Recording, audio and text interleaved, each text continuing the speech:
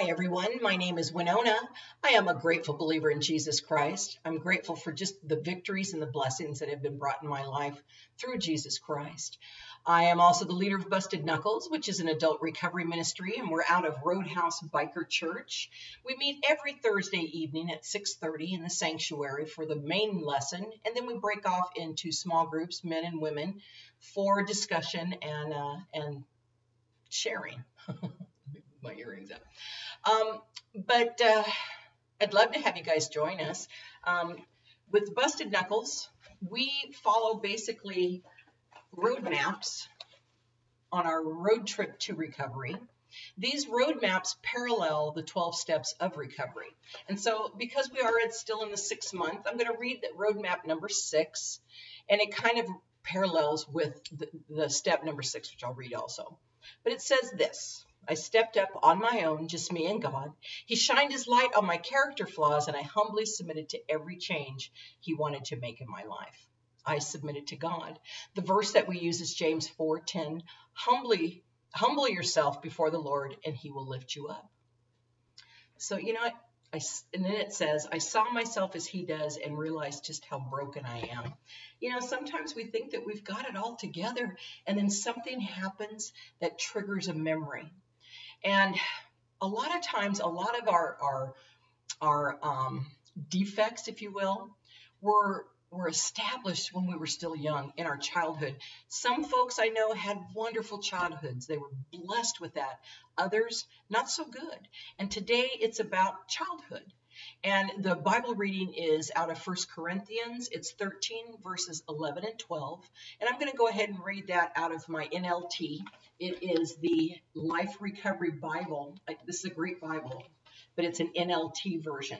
So I'm going to read 1 Corinthians 13, and I'm going to read verses 11 and 12. When I was a child, I spoke and thought and reasoned as a child. But when I grew up, I put away childish things.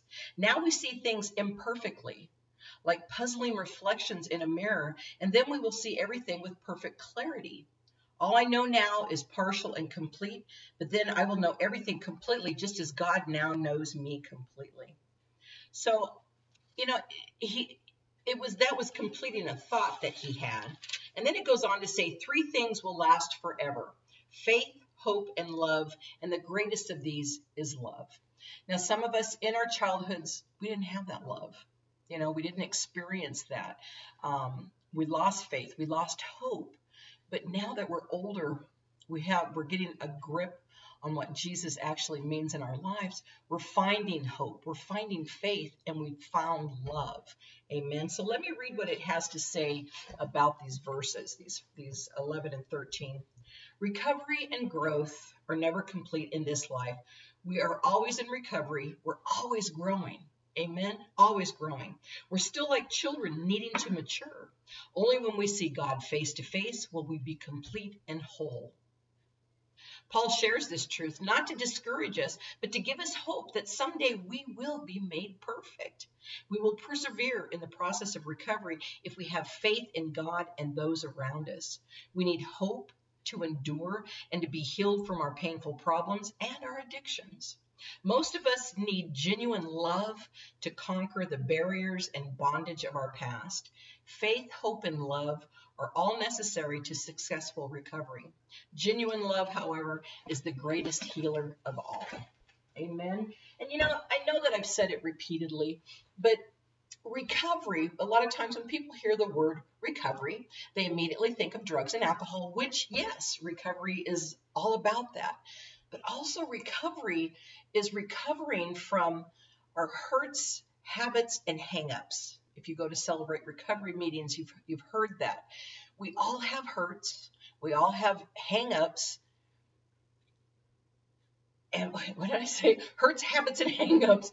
And we all have developed habits. And some of them are not so healthy. But these habits, these habits, and these hang-ups that we've developed were probably our survival tools to get us through some of these painful, hurtful times in our lives.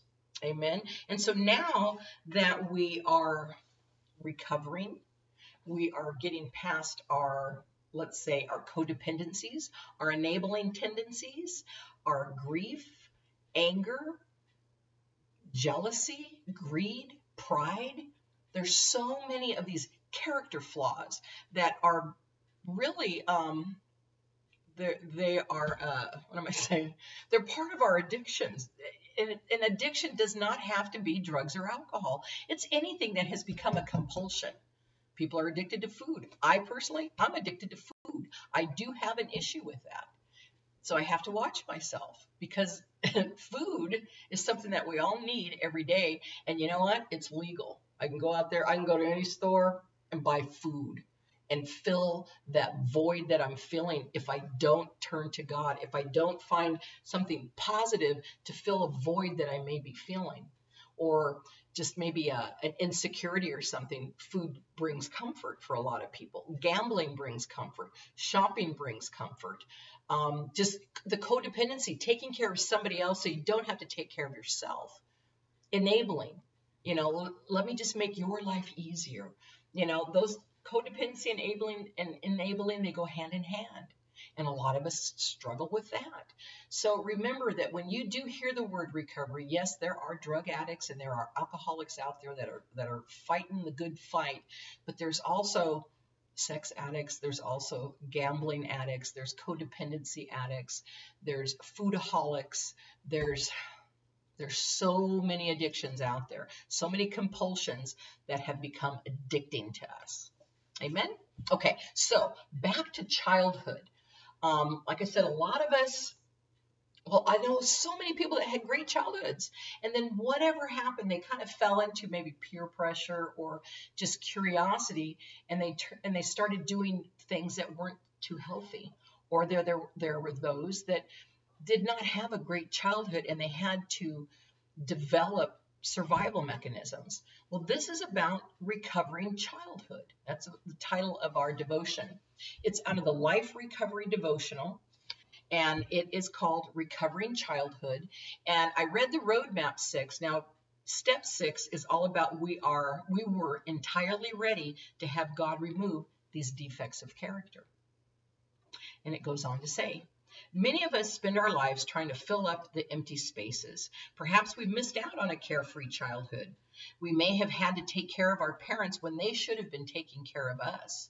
Maybe our real needs were never met, leaving a deficit that prompts us to fulfill even our unhealthy desires.